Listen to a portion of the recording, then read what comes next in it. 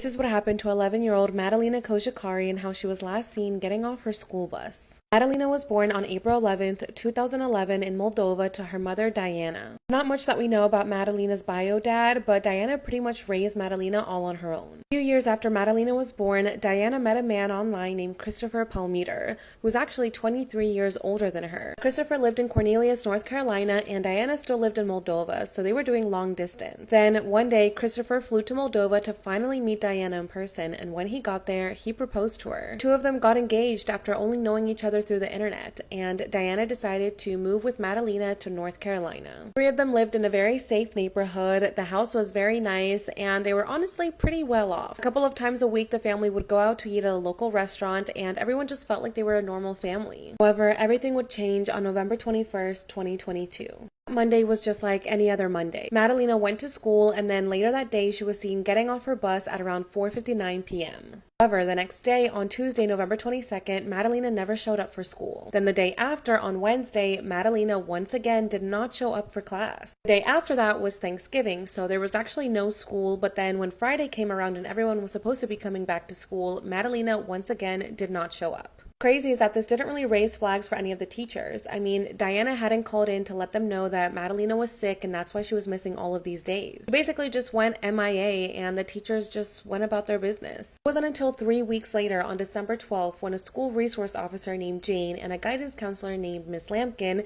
got together and realized that something was wrong. It had been 3 weeks since anyone had seen 11-year-old Madalina and no one had heard from her or her family. Decided to go to Madalina's house to knock on the door and see what was going on. However, when they got there, no one answered. They decided to just leave a little truancy packet on the door and then they just left. 2 days after this home visit on December 14th, the school finally heard from Diana. She called the school and said that she wanted to come in the next day with Madalina to talk about why she was absent and to just fix everything. So the school agreed to the plan and the next day it was time for the meeting. However, when Diana showed up to the school, she was alone. Her daughter Madalina was nowhere to be found. The school's like, okay, what is going on? Where is Madalina? And that's when Diana tells them that she actually hasn't seen her daughter since Wednesday, November 23rd, just 2 days after Madalina was last seen getting off the school bus. Of course, the school calls the police and they start to question Diana, and they also bring down Christopher to question him as well. Diana says that the last time she saw her daughter was on Wednesday, November 23rd at around 10 p.m. She saw Madalina go up to her bedroom to get some rest, and then she actually got into a fight with Christopher. She didn't elaborate what the argument was about, but the next day on Thanksgiving, she went upstairs to go wake up Madalina, but Madalina was gone. Okay, more in part 2.